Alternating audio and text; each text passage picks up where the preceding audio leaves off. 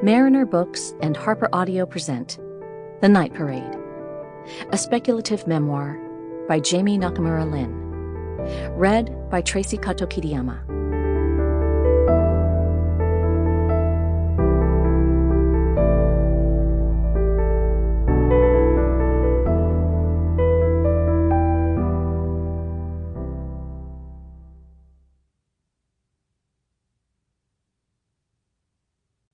A note before we begin. Don't forget to download the accompanying enhancement PDF from your audiobook provider, or go directly to www.harpercollins.com/pages/The Night Parade. It contains notes and a bibliography. For my mother, Donna Lin.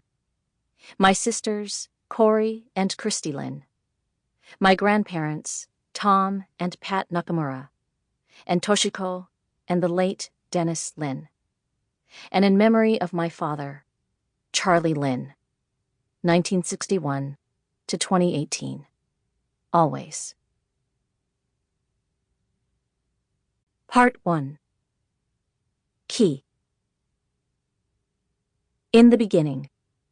In the beginning, I choose Kisho Tenketsu, the Japanese version of the four-part narrative structure that flows from Chinese poetry. I need something. I have too much story and not enough shape.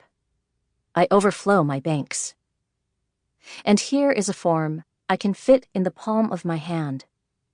Better yet, a form that does not require conflict. When in my life have I not shied away from conflict? The first part of Kisho Tenketsu is ki.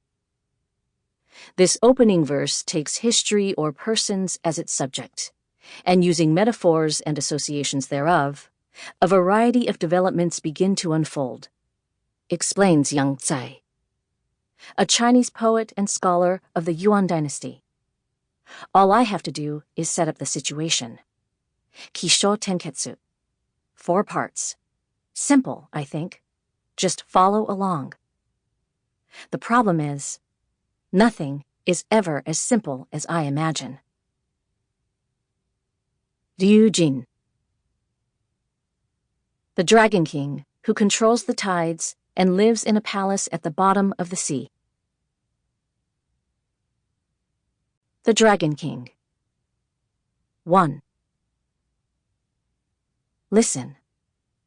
In the presence of a story, if the story is a good one, time collapses.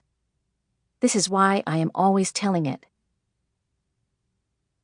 Once upon a time, long, long ago, my people knew a fundamental truth.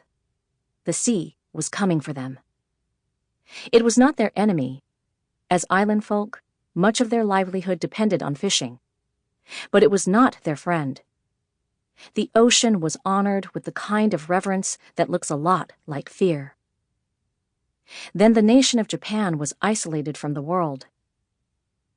Years earlier, they had seen glimpses of the West in the black ships that sailed toward China, belching a putrid smoke that foretold doom. Afraid, they shut up their ports one by one and settled into 2 centuries of isolation, protected by powers fiercer than any fleet, the ocean and the gods.